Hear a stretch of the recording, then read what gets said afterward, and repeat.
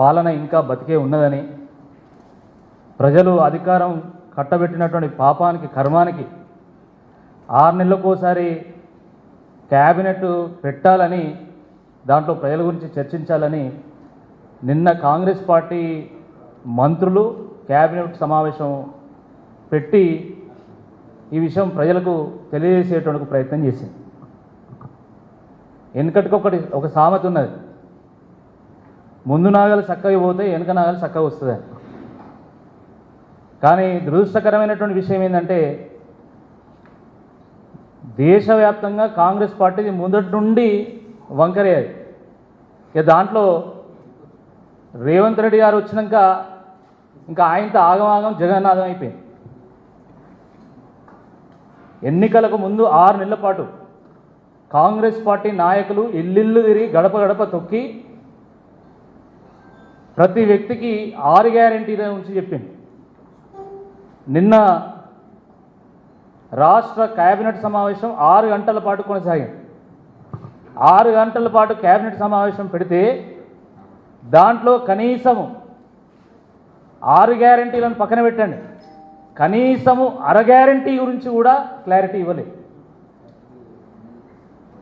ప్రజలు ఎంతో ఆశతోని ఎదురు చూసినటువంటి అంశాలు కాకుండా ఏ నిర్ణయం తీసుకుంటే దాంట్లో మాకు కొంత కమిషన్ వస్తుంది అనే ఆలోచనతోనే ఏమన్నా వీళ్ళు చర్చ చేసినా అన్న విధంగా నిన్న క్యాబినెట్ మొత్తం సమావేశం కొనసాగింది. చాలా దురదృష్టకరం అండి. కళ్ళు కాయలు కాసే విధంగా ఈ రాష్ట్ర యువత అంతా కూడా నిన్న రాత్రి 9-10 వరకు ఉద్యోగ నోటిఫికేషన్ల గురించి ఏమైనా వీళ్ళు ప్రస్తావన చేస్తారేమో అని చెప్పి ఎదురు చూసింది. మీడియా మిత్రులు కూడా నిన్న మీకు 10-11 అయింది దాని డీటెయిల్స్ రావడానికి. కానీ తీరా చూస్తే కొండను తవ్వి ఎలుకను పట్టినట్టు మొత్తం క్యాబినెట్ సమావేశంలో వాళ్ళ ప్రజలకు చేసింది ఏందా అంటే గుండు సున్నా, ఏం లేదల్లా. మేము అధికారంలోకి వస్తే ఏడాది కాలంలోనే 2 లక్షల ఉద్యోగాలు ఇస్తామన్నారు. ఇప్పటి వరకు కనీసం 10,000 ఉద్యోగాలు కూడా ఇచ్చినటువంటి పాపాన పోలే ఈ ప్రభుత్వం. పోనీ పెట్టక వీళ్ళు క్యాబినెట్ సమావేశం పెట్టిండ్రు, 4-5 రోజుల నుండి ఊరిస్తా వస్తున్నారు. జూన్ 2 తెలంగాణ రాష్ట్ర అవతరణ దినోత్సవం. వాస్తవానికి గత 11 ఏళ్ళుగా ఈ తెలంగాణ రాష్ట్రంలో జూన్ 2 తెలంగాణ అవతరణ దినోత్సవం రోజు ప్రతి సందర్భంలో ఏదో ఒక కొత్త పథకాన్ని ముఖ్యమంత్రి గారు ప్రకటించేది. ఆ విధంగానే ఈసారి కూడా తెలంగాణ ఫార్మేషన్ డే రోజు ఈ తెలంగాణ ప్రజలకు మేలు చేసేటువంటి ఏదైనా ఒక కార్యక్రమాన్ని ప్రకటిస్తారేమో, దాంట్లో యువతకు స్థానం ఉంటుందేమో అని చెప్పి యువత అంతా ఎంతో ఆశపడ్డారు. కానీ తీరా చూస్తే కనీసము యువతకు సంబంధించిన ఒక్క అంశం ఊసెత్తలేదు. తెల్లారు లేస్తే ముఖ్యమంత్రి మేము 60,000 ఉద్యోగాలు ఇచ్చామని చెప్పి ఆయన దంచుతున్నాడు ఉపన్యాసం. 60,000 ఉద్యోగాలు ఇచ్చినట్టు మీరేమైనా రుజువు చేయగలుగుతారా? ఎస్, కేటీఆర్ గారు, హరీష్ రావు గారు ప్రతి సమావేశంలో చెప్తున్నారు, మేమిచ్చినటువంటి నోటిఫికేషన్ల ద్వారా వచ్చినటువంటి ఉద్యోగాలు 50,000 అయితే మీరిచ్చినటువంటి నోటిఫికేషన్ల ద్వారా వచ్చినటువంటి ఉద్యోగాలు 10,000కు తక్కువనే. మా దగ్గర ఆధారాలు ఉన్నాయని చెప్పారు. నేను స్వయంగా ఆర్టీఐ వేసినటువంటి సమాచారాన్ని హైదరాబాద్లో తెలంగాణ భవన్లో మీడియాలో ప్రస్తావిస్తూ మరి ఆధారాలు చూపెట్టిన. మరి ముఖ్యమంత్రి గారు ముక్కు నేలకు రాస్తారా? ఇప్పుడు ఒక ముఖ్యమంత్రి మాట్లాడితే దాని శాంక్టిటీ ఉండాలా, అది ప్రామాణికం కావాలా. కానీ ముఖ్యమంత్రి గారు ఈరోజు మాట్లాడినటువంటి మాటకు విలువ లేదు. ఆయన ఏం మాట్లాడతాడో ఎవరికి అర్థం కాదు అని చెప్పి ఈరోజు ప్రజలు మాట్లాడుకునేటువంటి ఒక పరిస్థితి వచ్చింది. ఒకనాడు కేసీఆర్ గారు ఒక మాట ఇస్తే అది 100 అయినా 116 అయినా కూడా వారు అమలు చేస్తారనేటువంటి ఒక నమ్మకం ప్రజల్లో ఉండేది. కానీ ఈరోజు ఏం జరుగుతున్నది మీరు చూస్తున్నారు. ఆ మధ్య కరీంనగర్, నిజామాబాద్, మెదక్, ఆదిలాబాదు గ్రాడ్యుయేట్ ఎమ్మెల్సీకి సంబంధించినటువంటి ఎన్నికల్లో ముఖ్యమంత్రి గారు స్వయంగా చెప్పిండు, నేను 50,000 ఉద్యోగాలు ఇచ్చినా మా ప్రభుత్వం ద్వారా, నేను ఉద్యోగాలు ఇచ్చినా అని మీరు భావించకపోతే మీరు మాకు ఓటు వేయకండి అని చెప్పి వారు చెప్పడం జరిగింది. ఎస్, ముఖ్యమంత్రి గారి మాటలకు తగ్గట్టుగానే అక్కడ ఉన్నటువంటి యువత గ్రాడ్యుయేట్స్ ఓటు వేయలేదు. కాంగ్రెస్ పార్టీ ఓటమి పాలైంది. అయినా కూడా బుద్ధి లేకుండా ఈరోజు మళ్ళీ మేము 60,000 ఉద్యోగాలు ఇచ్చినామని మాట్లాడతారు.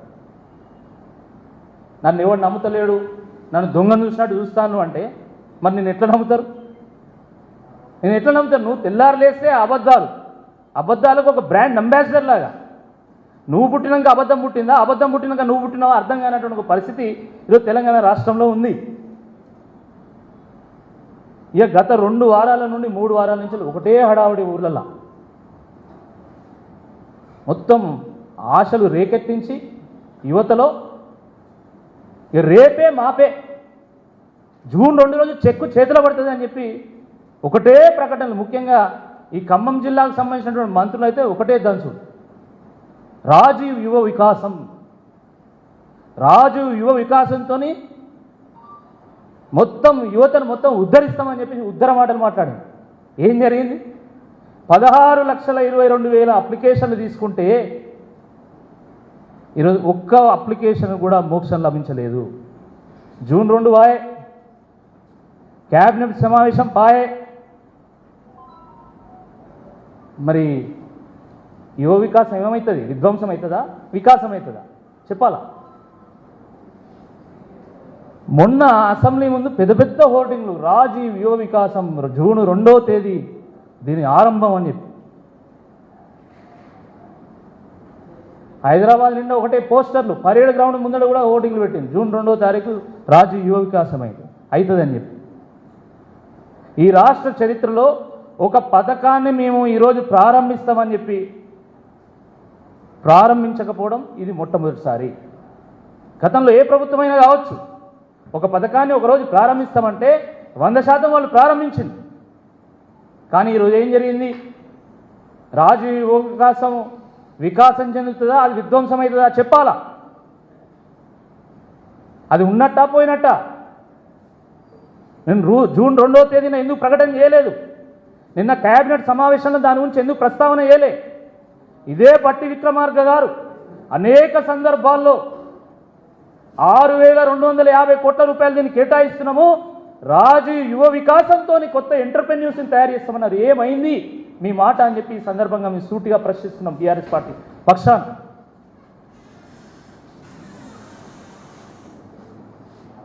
ఫీజు రీయింబర్స్మెంట్ లేదు, స్కాలర్షిప్ లేదు, స్కిల్ ట్రైనింగ్ సెంటర్స్కి బడ్జెట్ లేదు. కానీ యంగ్ ఇండియా అని నినాదం.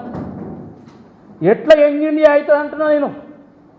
ఒకవైపు మీరు పాఠశాలను మూసేస్తున్నారు, విశ్వవిద్యాలయాలను అమ్మేస్తున్నారు, ఫీజు రీయింబర్స్మెంట్ మీద అనా పైసా చెల్లించలే, స్కాలర్షిప్లకు చిల్లి గవ్వ ఇవ్వలేదు, స్కిల్ ట్రైనింగ్ సెంటర్స్ కాస్త స్కిల్ ట్రైనింగ్ సెంటర్స్ అయిపోయినాయి. రాజు